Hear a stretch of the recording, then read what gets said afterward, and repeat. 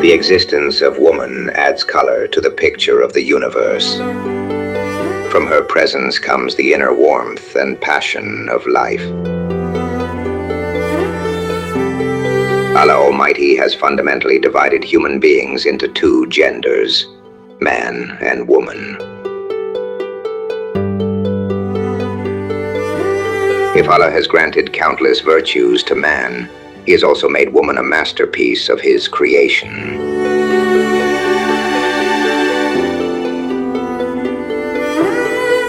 Unfortunately, people generally fail to understand this divine wisdom of creation.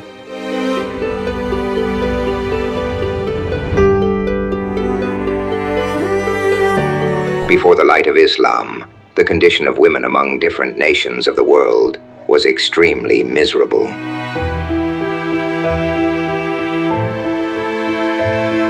Greece is considered one of the oldest cradles of civilization, culture, and knowledge in human history.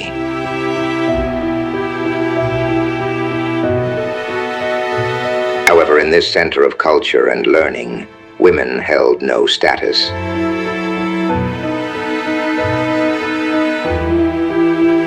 A famous philosopher of that era believed that nothing in the world caused more chaos and corruption than women.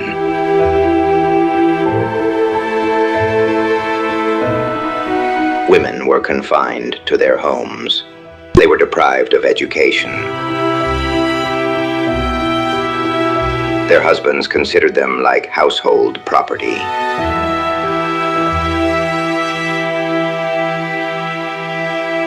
In ancient Greek society, the birth of a boy was a cause of happiness, while the birth of a girl was considered a tragedy.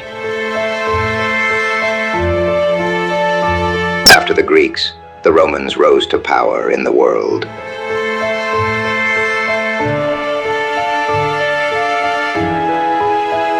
Roman society was regarded as a center of civilization.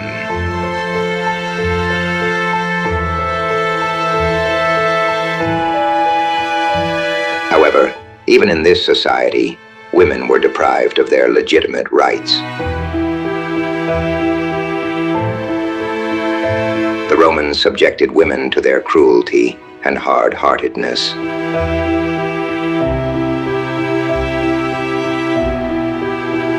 In the Roman Empire, women had no legal rights.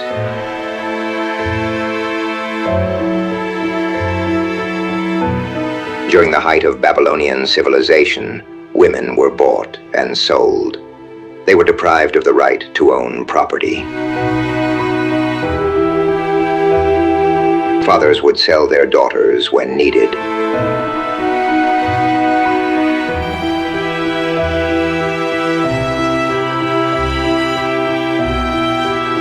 Europe, which today claims equality, subjected women to oppression before the Industrial Revolution.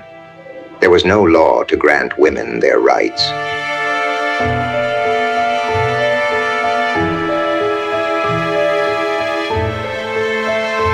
There was no law to grant women their rights.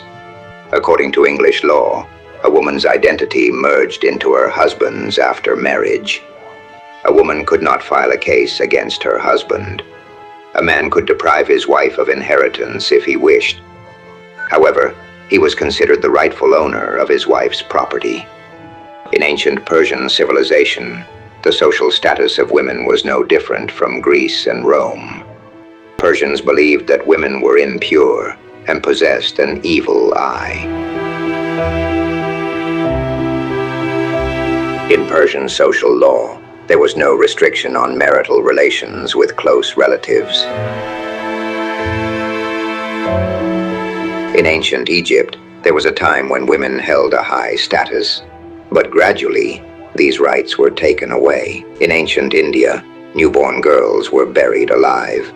Widows were burned alive on their husband's funeral pyre. The practice of sati in various religions of the world. According to Jewish traditions, woman was considered the root of calamity. In Buddhism, women were considered impure. Gautam Buddha told his followers that if they want to attain salvation, they should cut off relations with their women, and he himself first severed relations with his women. According to Buddhism, a person who maintains relations with a woman can never attain nirvana.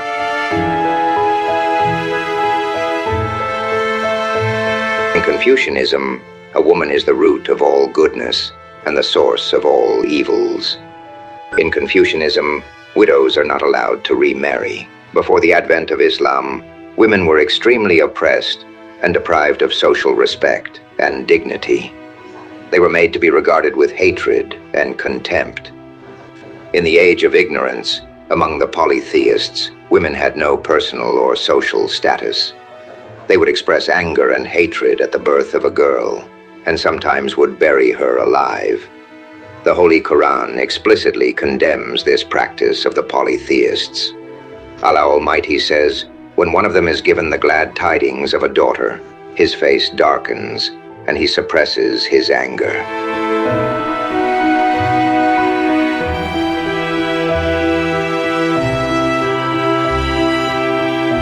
He hides the glad tidings from people because he considers it bad. He thinks whether to keep her in disgrace or to bury her alive in the ground. Listen how evil a decision they made. In the age of ignorance, women had no right to own anything, nor did they have any economic rights, nor did they receive inheritance. When a woman's husband died, instead of giving inheritance to the widow and her children, the male members of the family would seize the property. The widow and her children would either be left helpless, or the widow would also be divided along with the property. But when Islam emerged, the oppression of women was addressed. O believers, it is not permissible for you to distribute women by force or inheritance. On the other hand, Islam granted women economic independence. The Holy Quran not only declares women's inheritance rights, but also specifies their share, which cannot be violated. Allah commands, regarding the shares of children, that the share of one son is equal to that of 2 daughters. If there are more than 2 daughters, their share is 2/3 of the total inheritance. And if there is only 1 daughter, her share is half of the total inheritance. If history is studied, this is also clear as the sun. On one side, Hazrat Khadija Razi, Allah Ta'ala Anha, was the greatest and most successful businesswoman of Arabia. On the other side, Hazrat Fatima Razi, Allah Ta'ala Anha, the Lady of Paradise and daughter of the Prophet, peace be upon him, was given such respect and honor that whenever she entered the presence of the Prophet, peace be upon him, he would rise.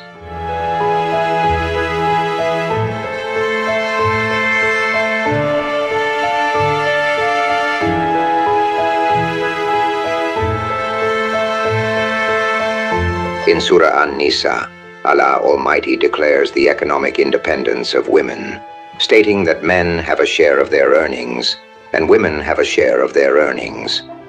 Then regarding good treatment of women, the Quran says that men and women have mutual rights over each other. The Prophet, peace be upon him, specifically emphasized good treatment of women. He described women as delicate, and in his final sermon he said, "Fear Allah in the matter of women, and I advise you to treat them well." In Sahih Bukhari, the Prophet, peace be upon him, not only permitted women to seek education, but also promised double reward for it. The Prophet's command is that if someone has a female servant and teaches her properly, giving her good manners and education, and then frees her or marries her, he receives double reward.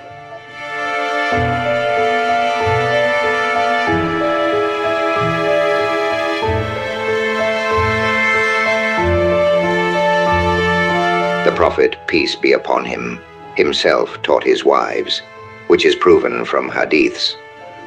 Hazrat Aisha Razi Allah Ta'ala Anha is the lady from whom more than 2,000 hadiths have been narrated.